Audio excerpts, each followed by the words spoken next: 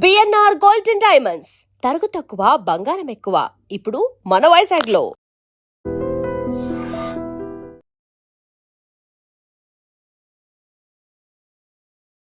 Welcome to I dream. నా పేరు లుంబిని. ఈరోజు మనతో పాటు ఉన్నారు ఖ్యాతన ఆరోగ్య కేంద్రం నుండి డాక్టర్ దిలీప్ గారు, expert in Ayurveda, acupuncture and natural sciences. ఆయనతో మాట్లాడదాం. Hello sir. హలో సార్, మోకాళ్ళ నొప్పులు చిన్నగా నొప్పిలాగా స్టార్ట్ అవుతుంది, రేపు పొద్దున నడవలేని పరిస్థితి వరకు వెళ్ళిపోతూ ఉంటారు. సగం చిప్ప అరిగిపోయింది, ఇంకా దాని తర్వాత మీరు నడవలేరు, ఎక్కువగా వాకింగ్ చేసినా రన్నింగ్ చేసినా కూడా ప్రాబ్లం అయిపోతూ ఉంటుందని అంటారు కదా. సో దీన్ని ఫస్ట్ స్టేజ్లోనే మనము ఆయుర్వేదంతో ట్రీట్ చేస్తే ఎలా ఉంటుంది క్యూర్ అనేది? ఖచ్చితంగా ఏదైనా సరే మన బాడీలో ఒక బోన్ మెల్ట్ అంటే అరిగిపోతుంది అని అంటాం కదా. అరిగిపోవడం అనేది అబద్ధం.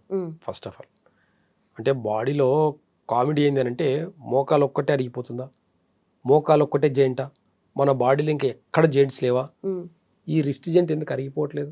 కానీ ఇక్కడ వెయిట్ అంతా పడుతుంది కదా దీని మీద. దానికన్నా మీ యాంకిల్ జాయింట్ మీద ఎంత వెయిట్ పడుతుందో మీకు తెలుసా? అక్కడికన్నా మీ యాంకిల్ జాయింట్ మీద వెయిట్ ఎక్కువ పడుతుంది. మీ మోకాలు ఇంత ఉందండి, ఇంత లావుగా ఉంది అంటే బాగా స్ట్రెంత్గా ఉంటుంది.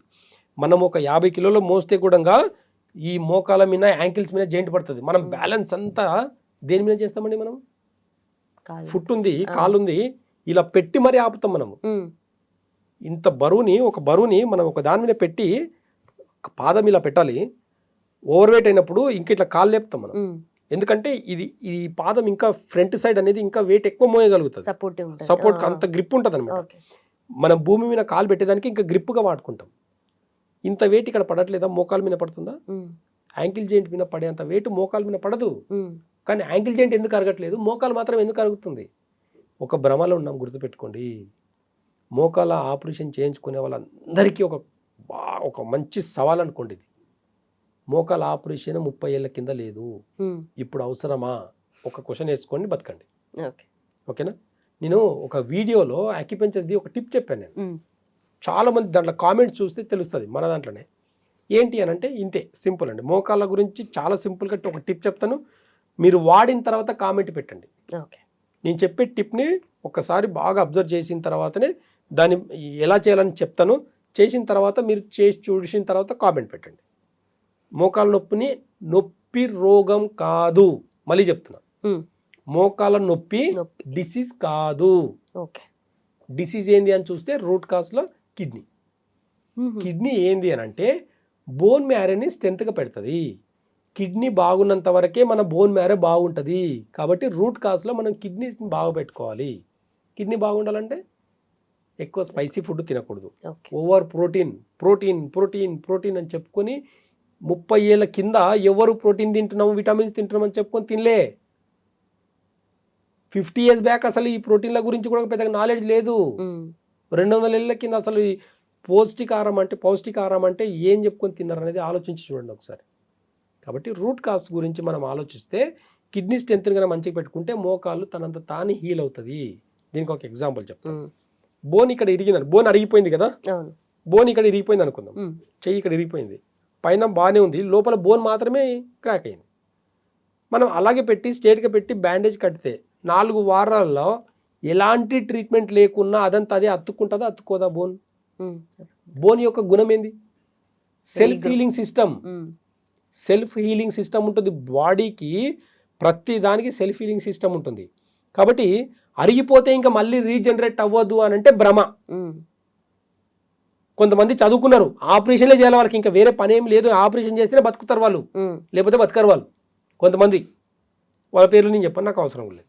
అయితే ఇక్కడ అవగాహన కావాల్సింది ఎవరికి తెలుసా? పేషెంట్కి.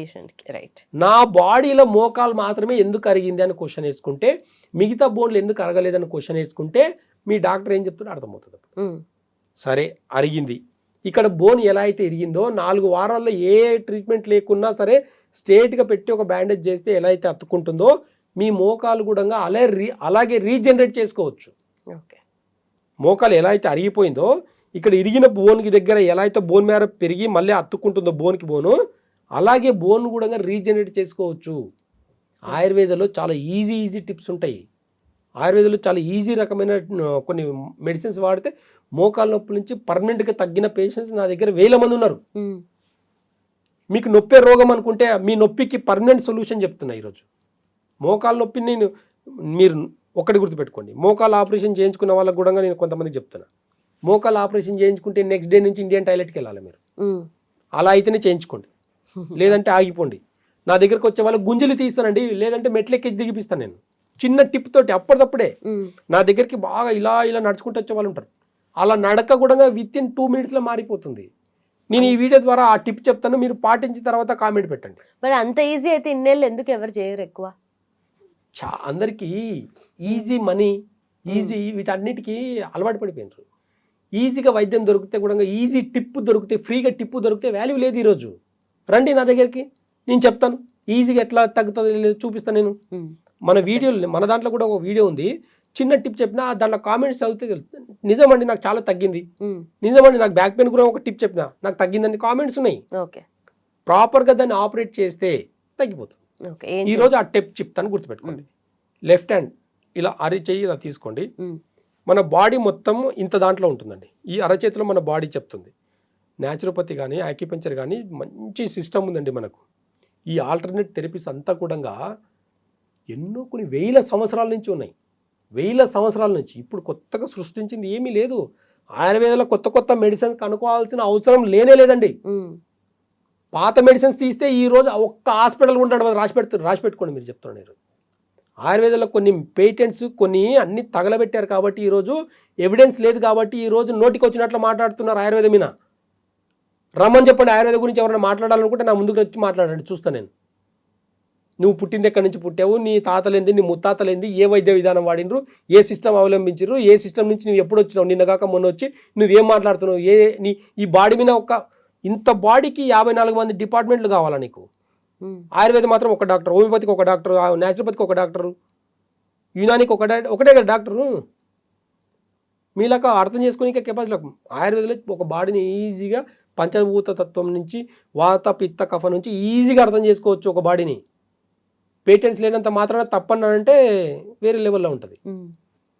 రూట్ కాజ్ ఏం చెప్తుందని చూస్తే, ఇప్పుడు యాక్యుపంక్చర్లో ఇది ఒక బాడీగా చూస్తాం అనమాట.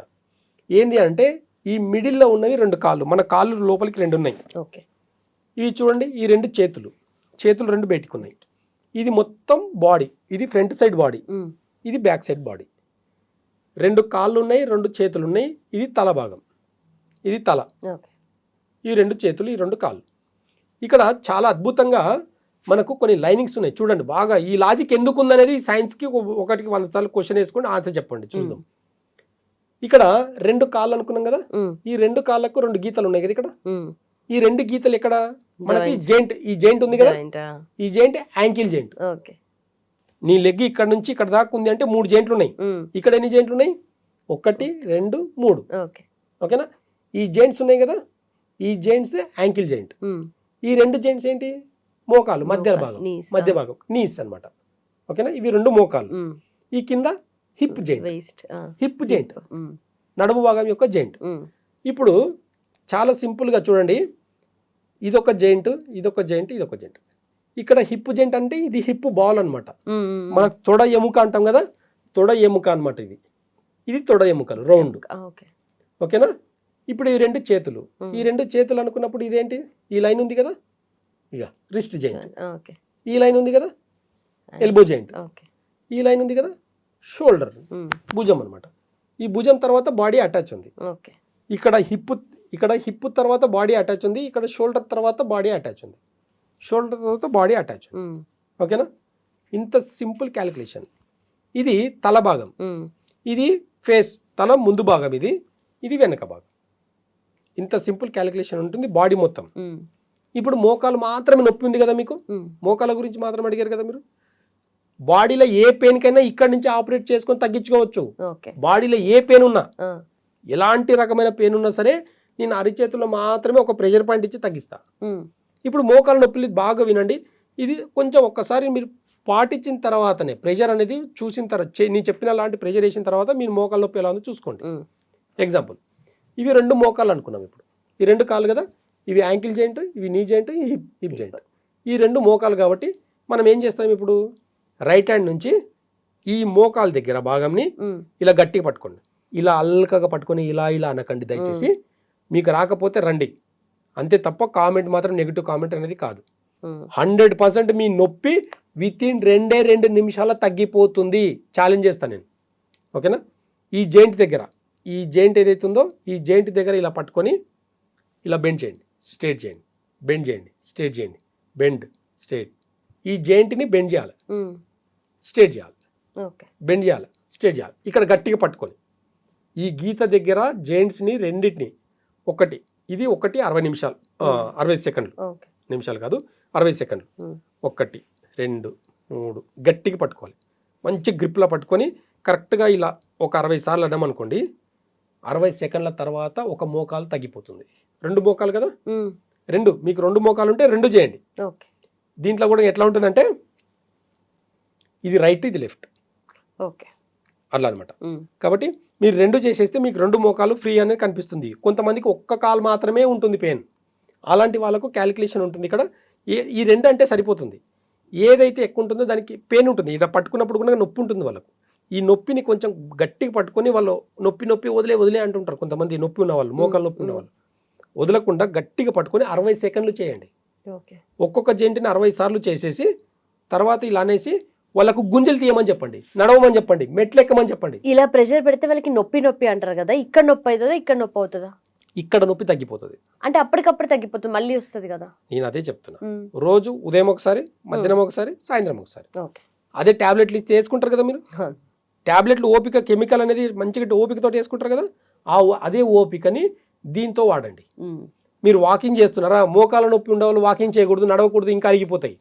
రోజుకు 5 ఫ్లోర్లు ఎక్కి దిగండి, ఎలా అరిగిపోతాయి నేను చూస్తాను. నేను ఇక్కడ కొన్ని ప్రెషర్ పాయింట్స్ ఏం చేస్తాయంటే కిడ్నీ రిలేటెడ్ పాయింట్స్ ఉంటాయి, సుజోక్ పాయింట్స్ ఉంటాయి, కొన్ని kidney related points, liver related points ఉంటాయి. ఈ కిడ్నీ లివర్ రిలేటెడ్ పాయింట్స్ వల్లనే మోకాల నొప్పులు వస్తాయి. లివర్ వల్ల పోషక లోపం వస్తుంది, పోషక లోపంలో కాల్షియం, ప్రోటీన్ అన్ని తగ్గడం వల్లనే ఈ ప్రాబ్లం మోకాల నొప్పులు వస్తాయి. ఈ రెండింటికి రూట్ కాస్ ఇక్కడే ఉంది. కరెక్ట్గా ఈ జాయింట్ దగ్గర 60 సార్లు ఉదయం ఒకసారి, సాయంత్రం ఒకసారి, మధ్యాహ్నం ఒకసారి ఒకవేళ చేయగలిగితే కరెక్ట్గా ఒక 1 వీక్ చేసిన తర్వాత మీ ఎంబడి పరిగెత్తాలండి. మోకాల నొప్పులు ఎంబడి ఉండేవాళ్ళు, మోకాల నొప్పులు ఉన్న వాళ్ళు ఎంబడి మనం పరిగెత్తాల్సి అంత స్పీడ్గా నడవగలుగుతారు వారంలోనే. చేంజ్ రాకపోతే నేను ప్రాక్టీస్ కూడా మానేస్తాను. ఇక్కడ నొక్కిన తర్వాత నొప్పి తగ్గకపోతే ప్రాక్టీస్ మానేస్తా, వేస్ట్. ఇక నేను ఎందుకు చెప్పి టిప్పు. ఎంతమందికి తగ్గించుండొచ్చు? కొన్ని వేల మందికి. నేను కూడా అందరు వచ్చిన వాళ్ళందరూ, తగ్గిన వాళ్ళందరూ రికార్డు తీసేసి కార్పొరేట్ హాస్పిటల్ లాగా తగ్గిందని చెప్పుకోవాలనుకుంటే నా హాస్పిటల్ సరిపోదు, నాకు నిద్ర కూడా రానివ్వరు. నాకు ఒక లైఫ్ ఉంది, నేను ఒక లిమిట్లో ప్రాక్టీస్ చేయాలి. ఇప్పుడున్న సిస్టంలో ఇంత ఈజీగా తగ్గిస్తే తీసుకుపోయి లోపలేస్తారు నన్ను. ఇంత పెద్ద మెడికల్ సిస్టమ్ పెట్టుకొని ఆటలాడుతున్నావు అని చెప్పేసి అన్న వాళ్ళు, వార్నింగ్లు ఇచ్చిన వాళ్ళు నా దగ్గరికి ఇప్పటికి చాలా మంది వచ్చారు. అందరికీ సమాధానం, నన్ను గెలకనంత వరకు బాగానే ఉంటుంది, నన్ను గెలికితే మొత్తం వేరేలా లెవెల్లో ఉంటుందని చెప్పిన. కాబట్టి ఈరోజు ఇంకో లెవెల్లో ఉంది. కాబట్టి ఎవరి వైద్యం వాళ్ళు చేసుకుంటారు, నీ వైద్యం నువ్వు చేసుకో. అంటే చాలామంది కామెంట్స్ ఏం చేస్తున్నారంటే ఆయుర్వేదం మెడిసిన్స్ వాడితే కాళ్ళు చేతులు పడిపోతాయంట. నిన్నగాక నువ్వు నీ నుంచి పడిపోతున్నాయి, ఏ కెమికల్ వల్ల పడిపోతున్నాయి. ఈరోజు ఆయుర్వేదంలో పడిపోవడం కాదు, పడిపోయిన నరాలు కూడా ఇట్లా జుబ్బుమని పరిగెత్తిచ్చిన వాళ్ళు ఉన్నాం మేము. ఆయుర్వేదాన్ని బ్లేమ్ చేస్తే కన్న తల్లిని బ్లేమ్ చేసినట్టు గుర్తుపెట్టుకోండి. కన్న తల్లిని బ్లేమ్ చేసినట్టు ఆయుర్వేదం కన్నా బ్లేమ్ చేస్తే నీకు నాలెడ్జ్ లేకపోతే మూసుకొని కూర్చో. నాకు నాలెడ్జ్ ఉంది, నేను చెప్పుకుంటా, నేను చేసుకుంటా. సిస్టమ్ ఎవరి సిస్టమ్ వాళ్ళది, నీ సిస్టమ్ నువ్వు చేసుకో, నా సిస్టమ్ నేను చేసుకుంటా. 30 ఏళ్ళకి 2026లో బతుకుతుంటే 30 ఏళ్ళ కింద చేసిన ఆపరేషన్ నువ్వు మళ్ళీ 1000 ఏళ్ళ కింద నడుచుకం ఎక్కువ ఉంది కదా. అప్పుడు ఎలా నడిచారు అనేది క్వశ్చన్ వేసుకొని దానికి తగినట్టుగా జీవన విధానం సెట్ చేయి. నీ దగ్గరికి వచ్చే నీ ఎడ్యుకేషన్ కానీ, నీ చదువు కానీ ఉపయోగపడేది ఆపరేషన్ కోసం కాదు. వితౌట్ ఆపరేషన్ ఎలా బతికారో, ఒకప్పుడు వెహికల్స్ లేవు, కార్లు లేవు, ఏమీ లేవు, ఎక్కడికి వెళ్ళాలని నడవాలి కదా. అప్పుడు ఎడ్ల బండ్లు కట్టుకున్నాడు. నాకు అర్థం కాదు, కాల్షియం ప్రాబ్లం అంటే మనుషులకే ఉంటుందా, జంతువులకు ఉండదా? వాళ్ళకి బోన్స్ లేవా? వాళ్ళకి అరగలేదు, వాళ్ళకి ఎవరు పోయి సర్జరీ చేయలేదు? నీ సర్జరీస్ మనుషులకి ఆపరేషన్లకు, బోన్లకు ఎందుకు అవసరం? ఇంకా ఇవన్నీ చెప్పుకుంటా పోతే చాలా పెద్ద విషయం. మోకాళ్ళకు ఖచ్చితంగా చెప్తున్నాను, ఈ పద్ధతి పాటించి చూడండి, నొప్పులు తగ్గకపోతే నన్ను అడగండి. Right sir, thank you so much.